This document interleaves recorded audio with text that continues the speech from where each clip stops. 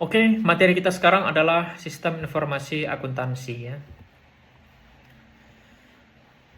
Oke, nah, jadi akuntansi itu sendiri adalah sebuah sistem informasi karena akuntansi itu mengumpulkan kemudian memproses transaksi, ya, data terkait transaksi, kemudian dia menjadikannya informasi keuangan yang nanti akan digunakan oleh para pengambil keputusan gitu, ya.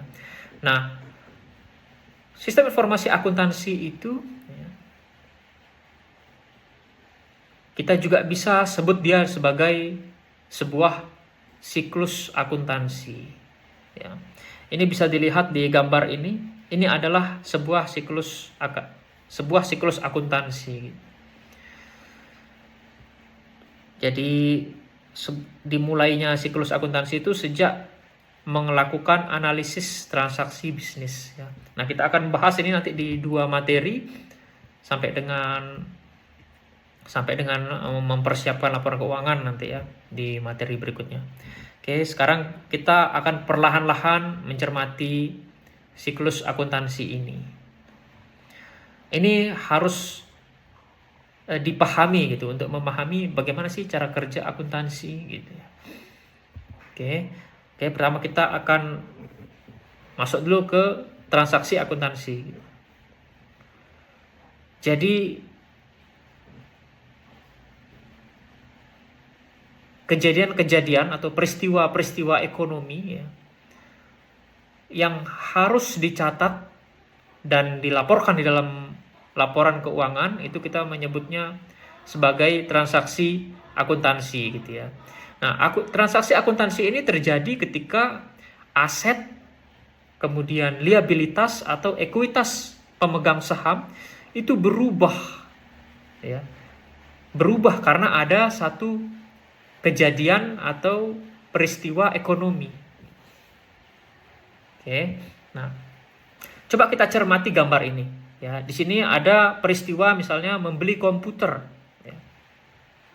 Ketika kita membeli komputer, aset bertambah kan, kemudian kas berkurang, maka itu termasuk ke dalam transaksi akuntansi. Kemudian ada event ini ya, diskusi gitu dengan potensial customer gitu.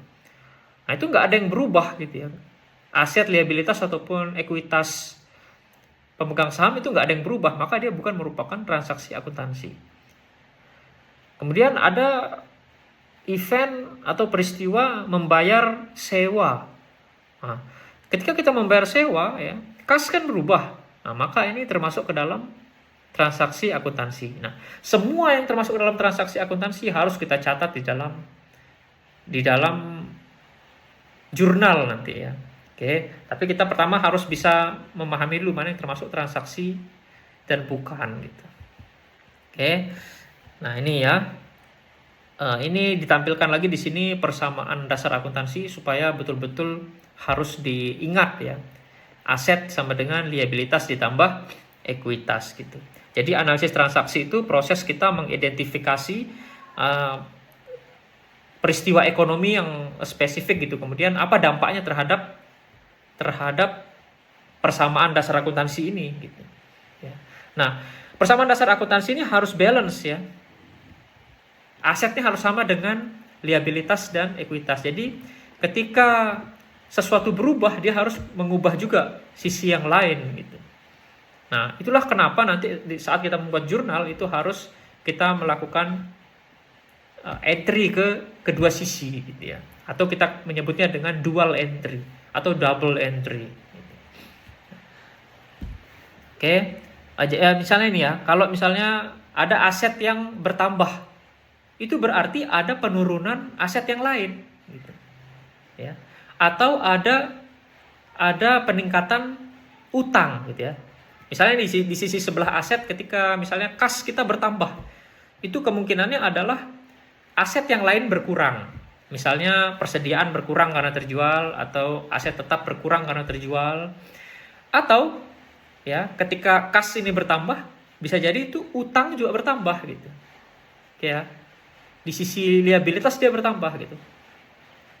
Nah, jadi dia harus balance ya. Maka itulah kenapa ini betul-betul persamaan yang harus disimpan gitu ya.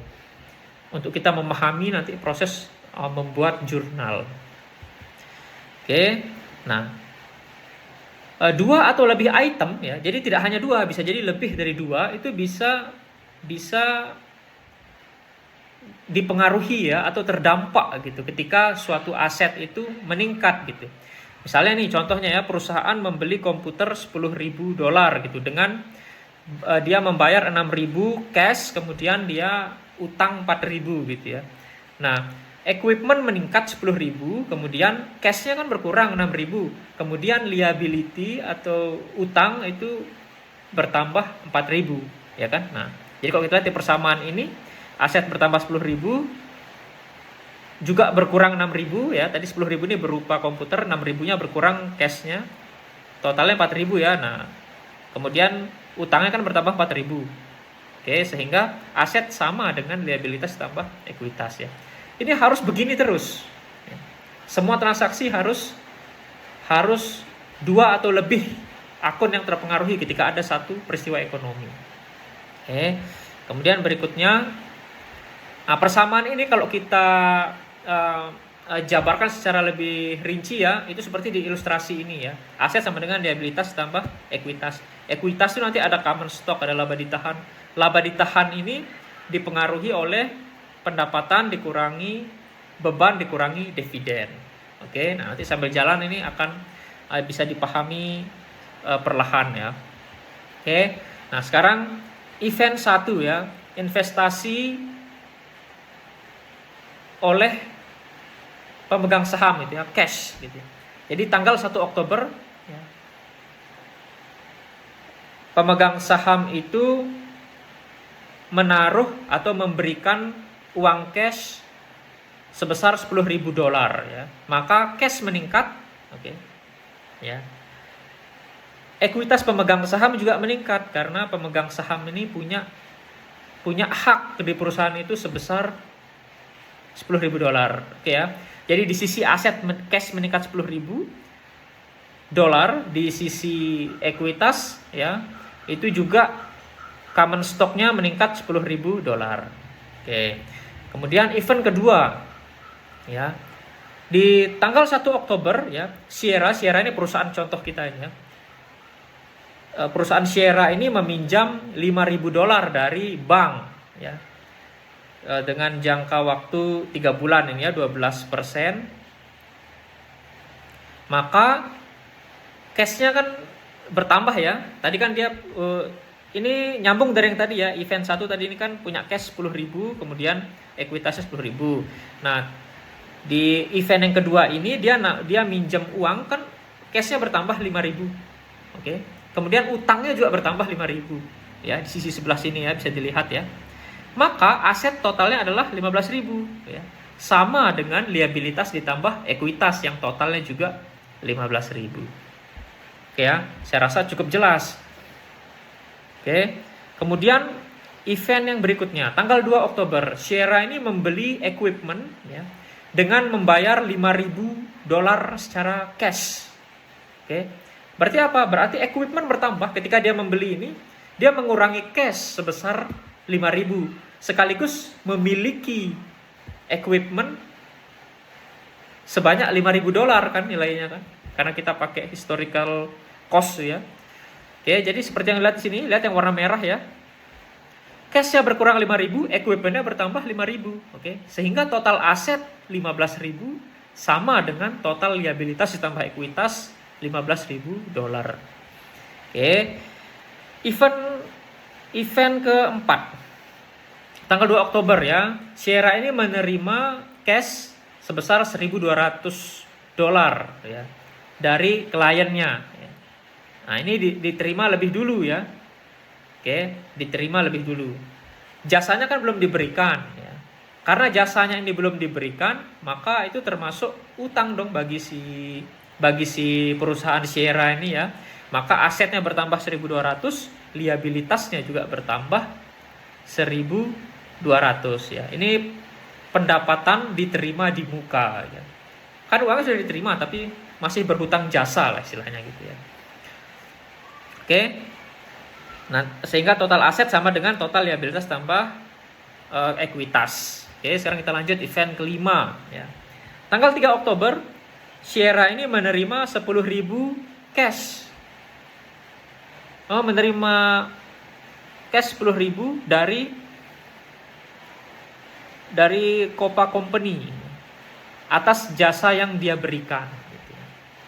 Oke. Nah, dia menerima cash ya. Cash ini kan berupa pendapatan tadi. Maka cashnya bertambah, sisi aset bertambah, kemudian pendapatan. Pendapatan ini yang dimiliki oleh perusahaan itu menambah ekuitas pemilik ya. Nah, karena pendapatan ini menambah ekuitas pemilik, maka di sisi sebelah ekuitas ya, kalau dilihat di sini itu juga bertambah gitu ya, sebesar $10.000. Sehingga total aset sama dengan total liabilitas plus ekuitas itu $26.200 gitu ya.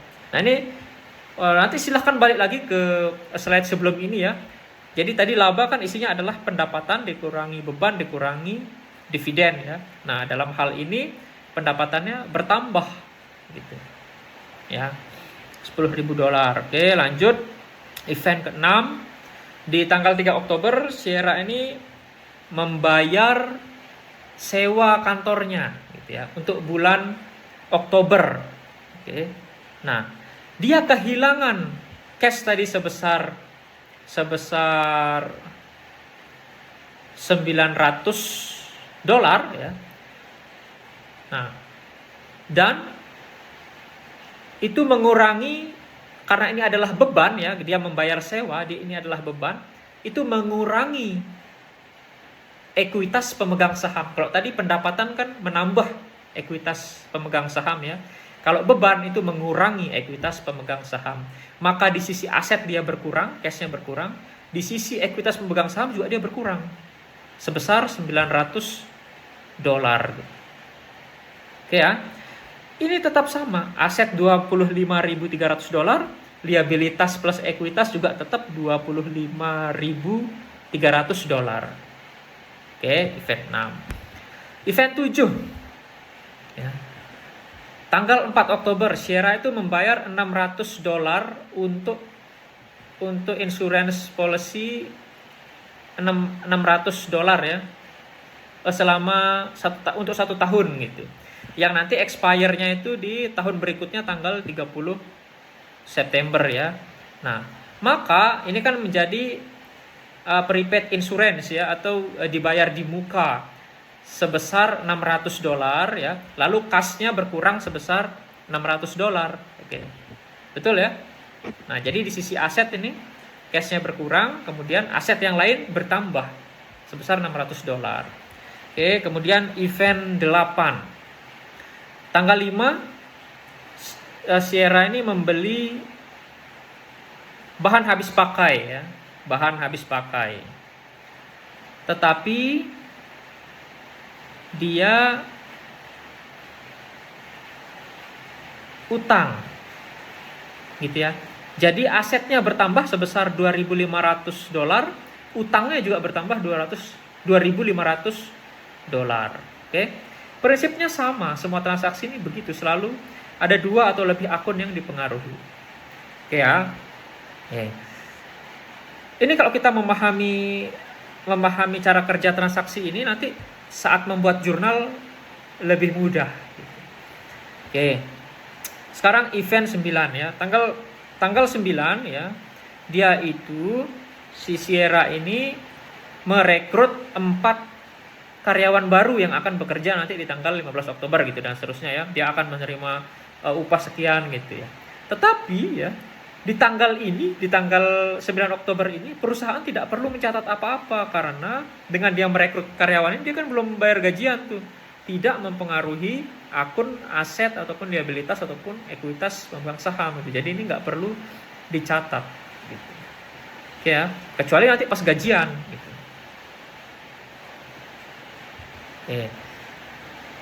Event 10 tanggal 20 Oktober Sierra membayar dividen $500 ya.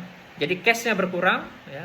Kemudian juga tadi dividen ini mengurangi haknya si pemegang saham gitu ya. Jadi bahasa gampangnya itu begini, perusahaan itu punya kekayaan yang itu sebetulnya adalah haknya si pemegang saham ya. Nah, ketika dia kembalikan kan berkurang haknya pemegang saham itu. Oke. Jadi dividen ini tadi $500 ini mengurangi cash sekaligus mengurangi dividen, mengurangi ekuitas pemegang saham gitu. Ya. Jadi tetap seimbang aset dan liabilitas tambah ekuitas. Oke. Lanjut event 11. Oke. Karyawannya tadi kan sudah bekerja selama 2 minggu ya kan. Kemudian dia mendapatkan $4.000 sebagai upahnya ya, yang dibayarkan di tanggal 26 Oktober. Maka di tanggal ini asetnya kan tadi dia untuk bayar gaji, perusahaan bayar gaji karyawannya ini $4.000, maka cash berkurang $4.000 ya. Kemudian karena ini beban ya, membayar gaji karyawannya adalah beban itu mengurangi ekuitas pemegang saham gitu, ya. Maka dia mengurangi di sisi ekuitas gitu ya. Cash berkurang, ekuitas berkurang. Oke. Tetap seimbang aset sama dengan liabilitas tambah ekuitas. Jadi ini sampai kiamat harus selalu seimbang gitu ya. Oke. Nah, ini adalah summary of transaction yang tadi itu ya. Nah, kalau digambarkan tadi begini, ini sama sih kayak tadi ini juga. Nanti kamu bisa balik video ini untuk melihat slide-slide sebelumnya. Kalau misalnya ada yang perlu kamu cermati. Oke. Nah, kemudian ini adalah bentuk dasar daripada akun ya. Kita menyebutnya akun. Kayak tadi kan ada cash ya. Aset lancar itu ada kas, ada piutang, ada persediaan dan lain-lain. Itu kita menyebutnya akun kas. Atau biasa juga kalau di Indonesia disebut rekening ya. Tapi yang paling umum akun lah. Akun. Nah, ini disebut dengan akun T ya. Karena bentuknya T ini ya. Ada judul akun, lalu di sisi sebelah kiri itu disebut dengan sisi debit, kemudian di sisi sebelah kanan disebut dengan sisi kredit. Oke. Nah, debit ini adalah sisi sebelah kiri tadi ya. Kalau yang kredit sebelah kanan. Nah, debit dan kredit ini tidak berarti kalau debit meningkat, kredit menurun. Bukan. Itu kan umumnya kamu mengenal debit bertambah, kredit menurun atau sebaliknya gitu ya. Ini enggak. Ya. Jadi kalau kita menginput sesuatu ke sisi sebelah kiri itu kita disebut dengan mendebit akun gitu. Kalau kita membuat entry ke dalam sisi sebelah kanan, kita menyebutnya dengan mengkredit akun gitu. Nah, kita coba akan pelan-pelan di sini ya. Ini kita sudah masuk ke bagian yang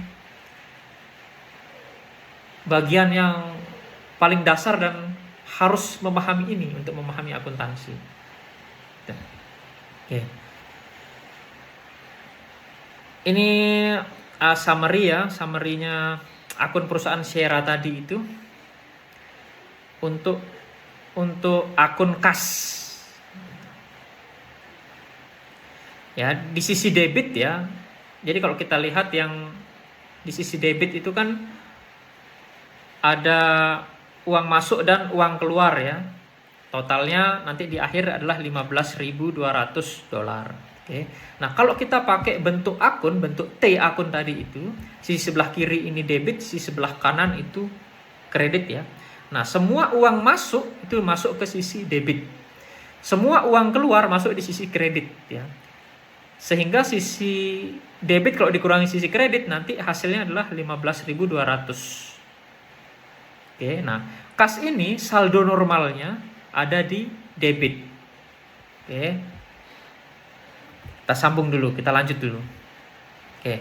Nah, jadi setiap transaksi ya, setiap kita melakukan transaksi, itu kita pasti dan harus menginput ke dalam sisi debit dan sisi kredit secara bersama-sama.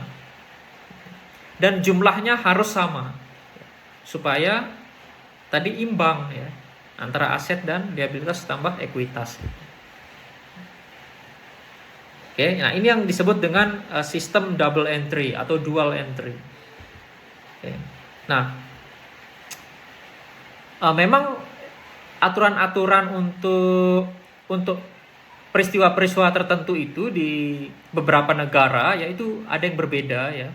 Tetapi bisa dipastikan gitu ya. Di seluruh dunia itu sistem akuntansinya menggunakan sistem double entry. Oke ya.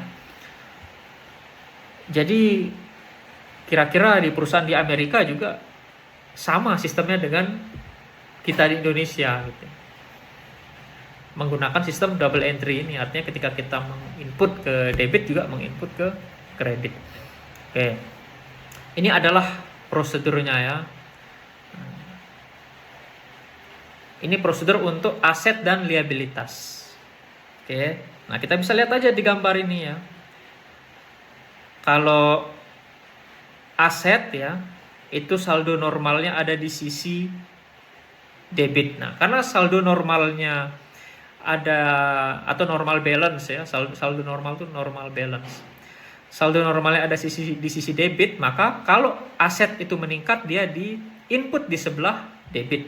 Kalau aset itu berkurang dia di input di sebelah kredit ya. Kemudian utang itu ya, saldo normalnya ada di sisi kredit. Sehingga kalau utang meningkat, maka kita menginputnya di sisi kredit. Tapi kalau utang berkurang, kita menginputnya di sisi debit. Mungkin awal-awal ketika kamu belum memahami ini, mungkin awal-awal perlu menghafal lah gitu ya. Tapi kalau sudah terbiasa, pasti langsung ngerti gitu ya. Ini. Ya, jadi ini aja diingat prinsip saldo normal ini tadi. Saya ulangi ya. Saldo normal aset itu ada di debit. Jadi kalau aset meningkat dia diinput di debit, kalau aset berkurang diinput di kredit. Saldo normal utang atau liabilitas itu ada di kredit. Jadi kalau utangnya bertambah kita input dia di kredit, kalau utangnya berkurang kita input dia di debit. Oke. Kemudian ekuitas ya, ekuitas saldo normalnya juga di kredit. Jadi kalau modal bertambah ya atau ekuitas bertambah, maka kita input dia di sebelah kredit. Tapi kalau dia berkurang, kita input dia di sebelah debit. Oke ya. Kalau ini retain earning, ya saldo normalnya ada di kredit.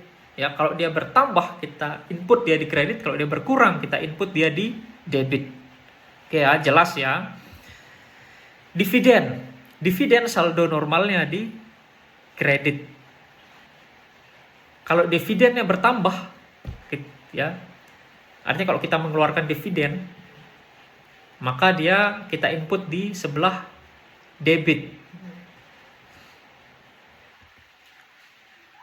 Kemudian ini pendapatan saldo normalnya ada di kredit, kemudian beban saldo normalnya ada di debit. Jadi kalau kita mengeluarkan suatu beban ya, itu bebannya kan bertambah, maka kita menginput dia di sebelah debit. Kalau kalau kita mendapatkan pendapatan kita meningkat gitu ya, misalnya bulan ini menerima penghasilan atas jasa X ya, nah berarti kan pendapatannya meningkat, itu kita input dia di sebelah kredit ya. Jadi nanti begini hubungannya. Nah, nanti coba ini kamu cermati ya. Ini hubungan ekuitas pemegang saham nih. Dari laporan laba rugi, kemudian laporan perubahan ekuitas, kemudian laporan posisi keuangan atau neraca gitu. Nah, mereka di dalam laporan-laporan ini saling terkait ya. Oke, jadi ini summary-nya ya. Untuk melihat saldo normalnya. Jadi kalau dia bertambah kita input di sisi yang mana gitu ya. Kalau berkurang di input di sisi yang mana. Maka ini yang seperti saya bilang ya. Kita harus betul-betul hafal ya, aset sama dengan liabilitas ditambah ekuitas pemegang saham. Oke ya. Ini nanti bisa ya, kamu silakan bolak-balik nanti video ini ya untuk memahami kembali gitu. Oke. Tadi kan siklus yang pertama kita menganalisis transaksi ya. Nah, jadi kalau di dalam siklus akuntansi di gambar ini, kita sekarang masuk ke membuat jurnal ya. Nah, setiap transaksi yang kita anggap sebagai, kita akui sebagai transaksi akuntansi, kita input dia ke dalam jurnal ya. Jurnal ini bentuknya macam-macam, tetapi pasti di semua perusahaan itu paling tidak punya yang namanya jurnal umum. Semua transaksi ini harus kita input melalui jurnal. Harus dan wajib. Oke. Nah, ini adalah contoh jurnal ya.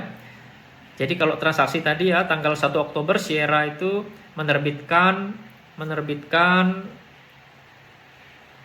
saham ya, menjual saham ya, untuk mendapatkan $10.000 secara cash. Maka lihat di sini ya, yang di sisi debitnya ya, cash. Nah, biasanya dia ditulis begitu.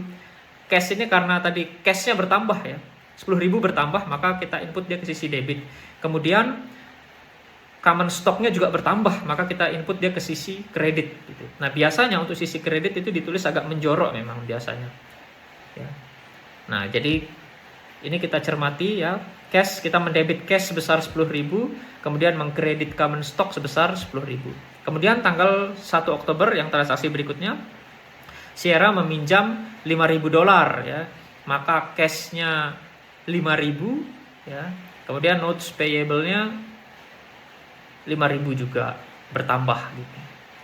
Kemudian tanggal 2 Sierra itu membeli equipment sebesar $5.000. Equipment-nya kan bertambah, maka equipment itu karena dia merupakan aset ya, ketika aset ini meningkat dia diinput di sebelah debit. Kemudian cash-nya kan berkurang karena tadi digunakan untuk membeli equipment.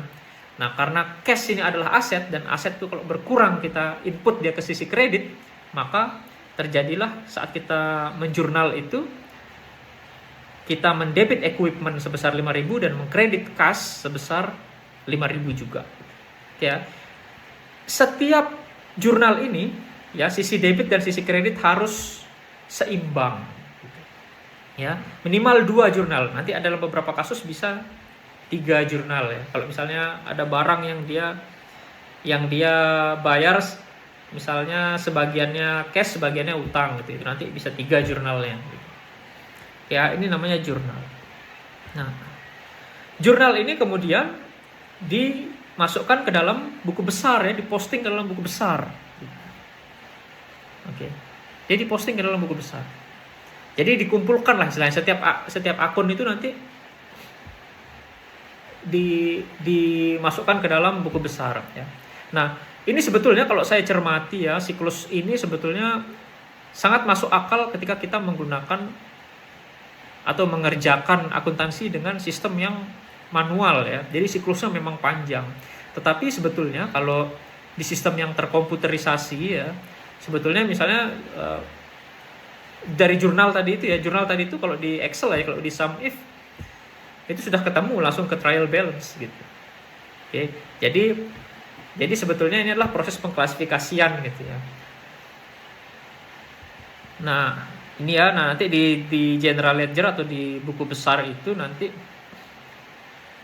jadi ada begini ya, terkelompokkan lah, terklasifikasi gitu ya. Jadi aset, ada liabilitas, kemudian ekuitas gitu. Nah,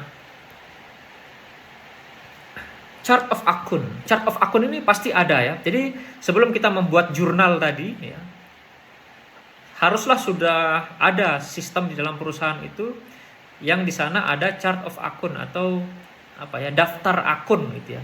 Daftar akun yang dimiliki oleh perusahaan gitu. Nah, perusahaan itu sebelum dia melakukan jurnal itu harus punya dulu daftar akun gitu. Dan hanya akun-akun yang ada di dalam daftar ini yang bisa digunakan oleh perusahaan dalam membuat jurnal gitu. Nah, bisa saja perusahaan itu nanti menambah akun gitu. Tapi itu ada prosedur-prosedur tertentu yang berkaitan dengan sistem pengendalian ya, artinya tidak bisa tiba-tiba menambah akun juga.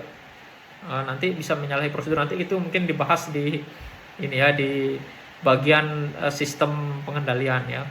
Tapi intinya perusahaan hanya bisa menjurnal dengan akun yang tersedia di dalam chart of akun. Ini contoh chart of akun ya. Di aset ada kas, ada piutang, ada bahan habis pakai dan seterusnya. Di liabilitas ada macam-macam utang gitu ya. Di ekuitas ada common stock, ada dividen dan seterusnya. Kemudian ada pendapatan, ada juga beban-beban ya. Nah, beban macam-macam gitu. Jadi harus ada klasifikasinya. Ini nanti klasifikasi transaksi ini harus berdasarkan chart of account ini gitu. Posting ya, posting buku besar.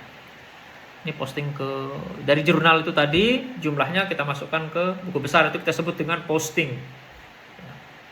Jadi posting ke buku besar itu seperti yang saya bilang tadi, itu mengakumulasikan ya apa yang ada di dalam jurnal tadi gitu ya. Yang di debit terkumpul di debit, yang di kredit terkumpul di kredit gitu, untuk masing-masing akun gitu. Nah, ini kita akan mengilustrasikan di slide berikutnya ini ya,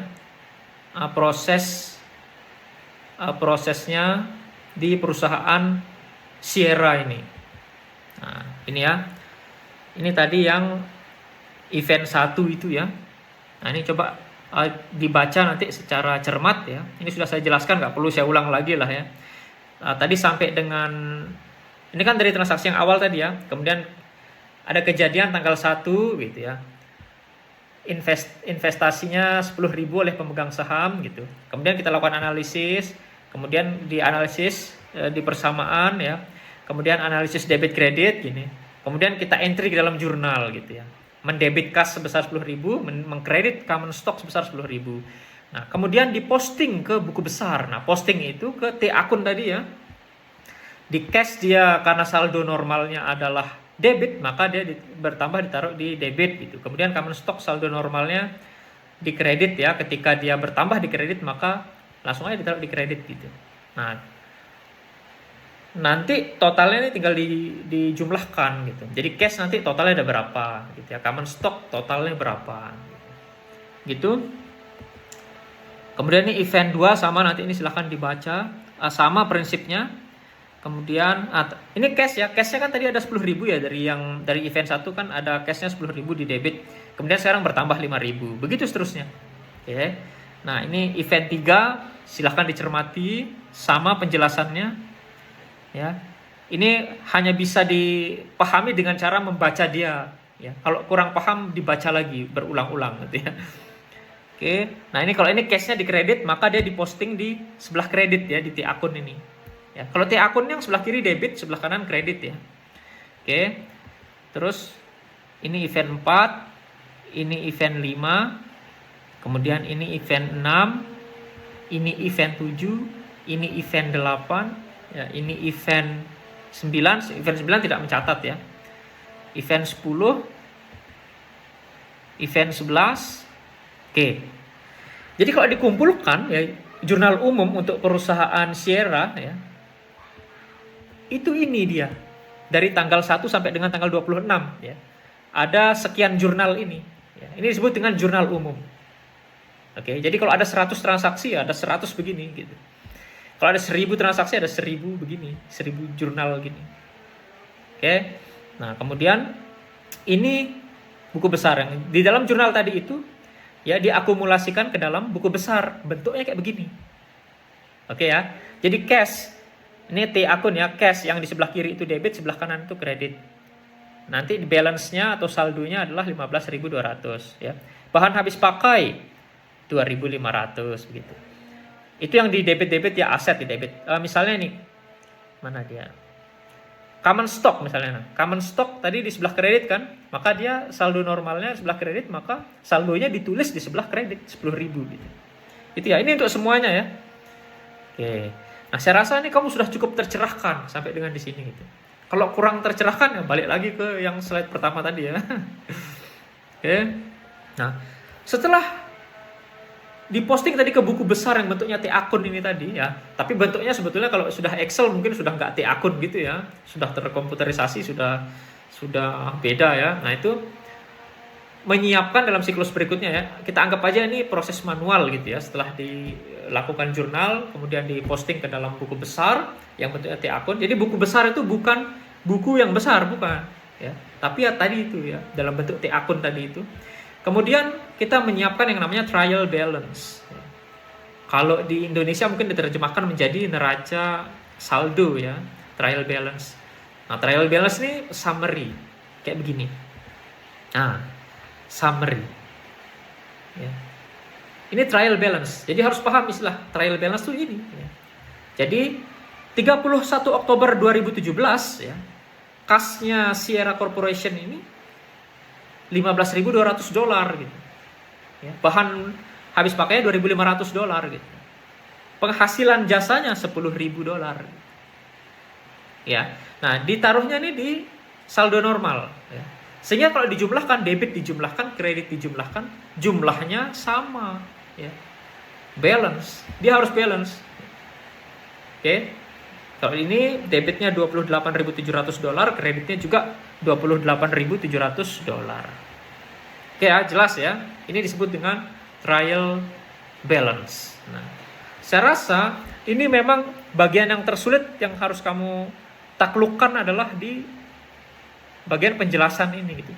Kalau kamu paham cara membuat jurnal ya, untuk menyiapkan laporan keuangan itu menjadi lebih mudah gitu ya. Kuncinya kamu paham untuk melakukan jurnal ini ya, membuat jurnal ini bagaimana caranya. Oke, saya rasa cukup materi ini, cukup panjang tapi ya kamu bisa putar video ini berulang kali gitu ya sampai kamu paham. Nah, nanti kita sambung ke akrual konsep materi berikutnya ya. Oke, saya cukupkan. Terima kasih. Mudah-mudahan bermanfaat.